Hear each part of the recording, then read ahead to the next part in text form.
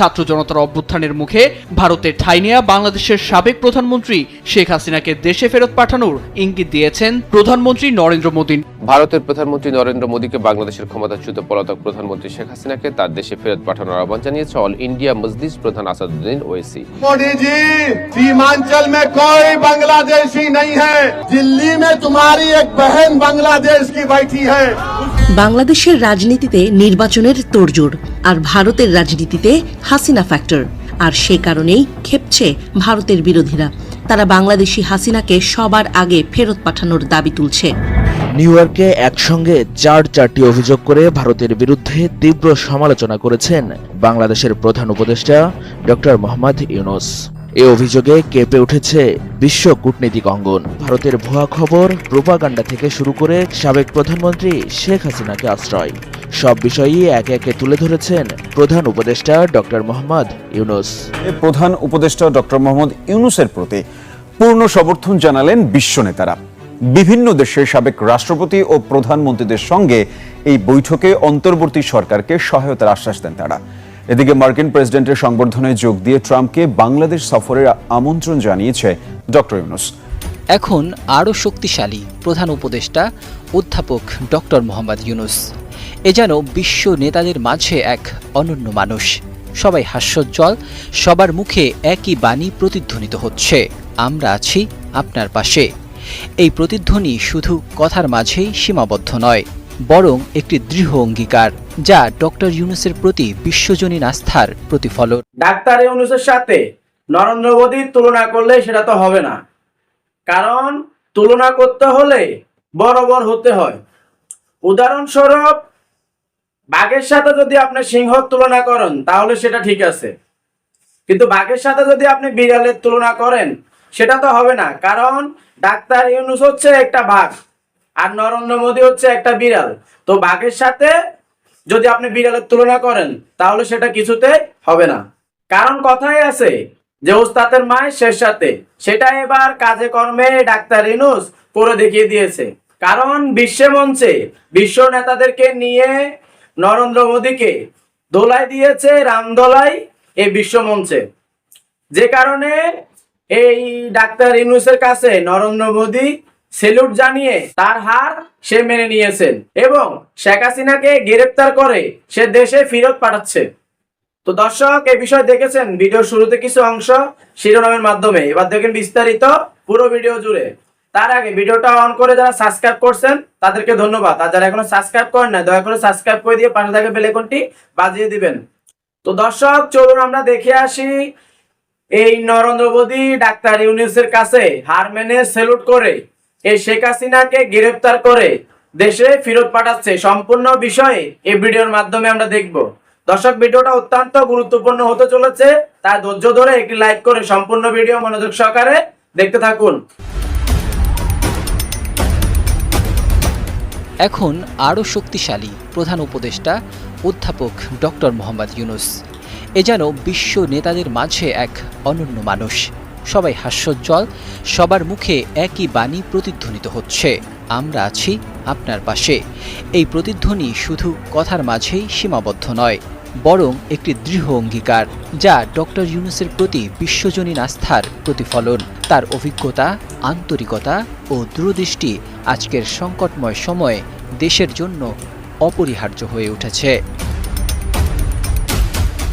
অধ্যাপক ইউনূসের নেতৃত্বে অন্তর্বর্তীকালীন সরকারকে ঘিরে মানুষের মনে নতুন আশার আলো জেগেছে। দুর্নীতি, বৈষম্য ও অস্থিরতার বিরুদ্ধে তিনি যেন এক অনন্য প্রতীক। বিশ্বমঞ্চে তার এই অবস্থান বাংলাদেশকে এক টুকরো আলোর প্রদীপের মতো জ্বেলে দিয়েছে বিশ্ব নেতাদের কাছে। শুক্রবার নিউ ইয়র্কে হোটেল সুইটে একত্রিত হন বিশ্বের বিভিন্ন দেশের প্রভাবশালী নেতা। তারা প্রধান উপদেষ্টা অধ্যাপক ডক্টর মোহাম্মদ ইউনূস ও তার অন্তর্বর্তীকালীন সরকারকে পূর্ণ সমর্থন, বাংলাদেশকে এই গুরুত্বপূর্ণ সময়ে সহযোগিতা ও গুরুত্বপূর্ণ পরামর্শ দেওয়ার অঙ্গীকার করেন। জাতিসংঘ সাধারণ পরিষদের ৮০তম অধিবেশনের ফাঁকে লাটভিয়ার সাবেক প্রেসিডেন্ট ও নিজামি পঞ্জাবি আন্তর্জাতিক কেন্দ্রের সহসভাপতি ভাইরাভিগে ফ্রেবার্গারের নেতৃত্বে প্রতিনিধি দলটি প্রফেসর ডক্টর মোহাম্মদ ইউনূসের সঙ্গে সাক্ষাৎ করেন। উচ্চ পর্যায়ের এই দলে ছিলেন স্লোভেনিয়ার সাবেক প্রেসিডেন্ট বরুত পাহর সার্বিয়ার সাবেক প্রেসিডেন্ট বারোস তাদিচ, লাটভিয়ার সাবেক প্রেসিডেন্ট অ্যাগিলস ভেলিসড, ইউরোপীয় কাউন্সিলের সাবেক প্রেসিডেন্ট ও বেলজিয়ামের সাবেক প্রধানমন্ত্রী চার্লস মিশেল, গ্রিসের সাবেক প্রধানমন্ত্রী জর্জ পাপেন্ড্রেউ, বুলগেরিয়ার সাবেক প্রেসিডেন্ট রোসেন প্লেভনেলিভ ও পেতার স্টোয়ানভ, ক্রোয়েশিয়ার সাবেক প্রেসিডেন্ট ইভা জোসিপোভিচ, বসনিয়ার হার্জেগোভিনার সাবেক প্রেসিডেন্ট ভ্লাদিন ইভানিচ এবং মরিশাচের সাবেক প্রেসিডেন্ট আমিনা গুরি ফাকিম। এছাড়া বিশ্বের আরও অন্যান্য অনেক নেতা উপস্থিত ছিলেন। অধ্যাপক ইউনুসকে কাছে পেয়ে এসব নেতারা যেন ভালোবাসায় সিক্ত। অধ্যাপকের নেতৃত্ব ও আজীবন দারিদ্র্য দূরীকরণ এবং সামাজিক ন্যায় বিচার প্রতিষ্ঠায় তার অবদানের প্রশংসা করে তারা বলেন, আমরা আপনাকে এবং বাংলাদেশের জনগণকে সমর্থন জানাতে এসেছি, আমরা আপনার পাশে আছি। তারা উল্লেখ করেন, প্রফেসর ইউনুসের নেতৃত্বে বাংলাদেশ সাম্প্রতিক সময়ে উল্লেখযোগ্য অগ্রগতি অর্জন করেছে। তারা আরও বলেন, দীর্ঘ ১৬ বছরের দুর্নীতি, শোষণ ও কুশাসনের কারণে দেশটি এখন বড় ধরনের চ্যালেঞ্জের মুখোমুখি রয়েছে। এছাড়া এনজিআইসির ভাইস প্রেসিডেন্ট ইসমাইল সেরাগেলদিন বলেন, আপনার প্রয়োজন হলে আমরা আছি।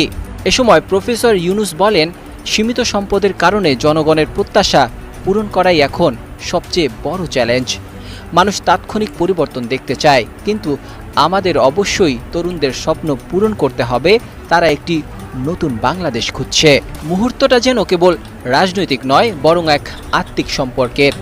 নিউ ইয়র্কের সেই সুইটে জন্ম নিল নতুন এক আন্তর্জাতিক জোট, বাংলাদেশের পাশে দাঁড়ানোর এক শক্তিশালী ব্লক। আর এদের মধ্যে প্রফেসর ডক্টর মোহাম্মদ ইউনুস শুধু একজন উপদেষ্টা নন, বরং হয়ে উঠলেন বাংলাদেশের পুনর্গঠনের আন্তর্জাতিক মিশনের প্রধান চরিত্র।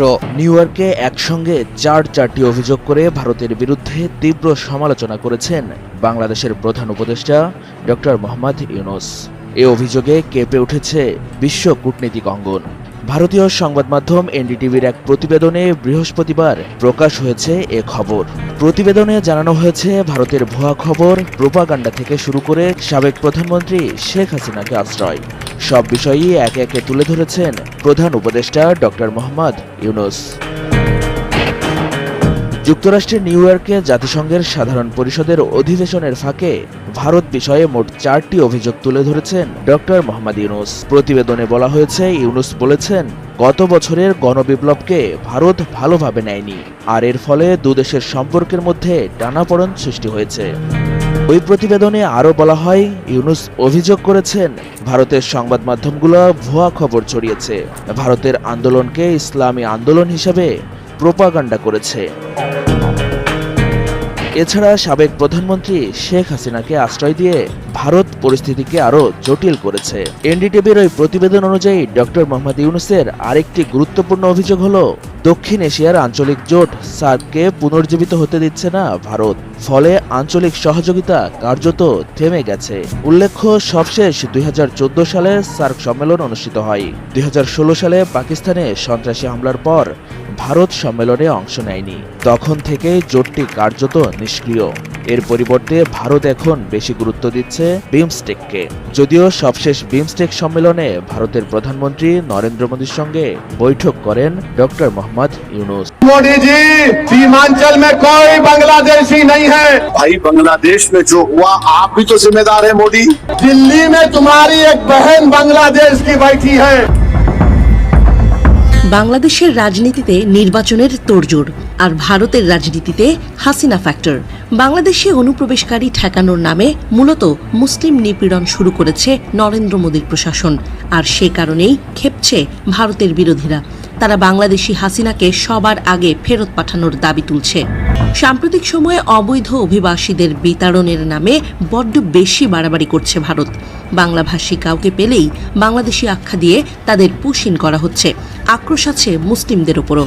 আদতে অবৈধ বাংলাদেশিদের পরিবর্তে নিজ দেশের সাধারণ জনগণকেও জোর করে বাংলাদেশে পুশিন করছে তারা। বিশেষ করে ভারতের মুসলিম নাগরিকদের বাংলাদেশি ট্যাগ দিয়ে তাদের বিরুদ্ধে ধরপাকড় শুরু করেছে। তো দর্শক, ধন্যবাদ এতক্ষণ পাশে থাকার জন্য। আজকের ভিডিও নিয়ে আপনার যদি কোনো মূল্যবান মতামত থেকে থাকে তাহলে কমেন্ট বক্সে এসে অবশ্যই জানাবেন।